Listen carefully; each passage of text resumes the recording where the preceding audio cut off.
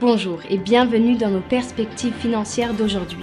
Rejoignez-nous aujourd'hui pour notre analyse du monde financier, des derniers événements et des dernières informations sur les marchés. Thomas va nous aider aujourd'hui, depuis la salle des marchés.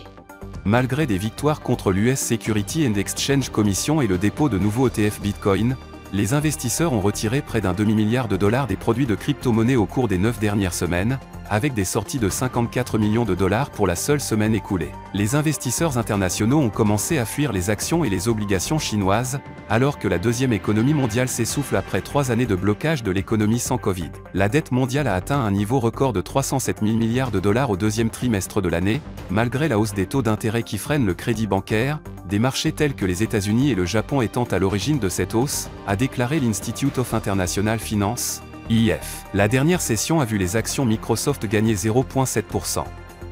L'indicateur MACD donne un signal haussier. La paire euro-dollar a connu une correction baissière lors de la dernière session, chutant de 0,1%. Le signal haussier de l'indicateur MACD est conforme à l'analyse technique globale. La paire livre sterling-dollar s'est échangée latéralement lors de la dernière session. L'indicateur MACD donne un signal haussier. La paire dollar-australien-dollar a connu une légère hausse de 0,2% lors de la dernière session. L'indicateur ROC indique un mouvement baissier. L'indice des prix à la consommation de la Grande-Bretagne sera publié à 6 h, la production de la construction de l'eurozone à 9 h, l'investissement étranger dans les actions japonaises du Japon à 23h50.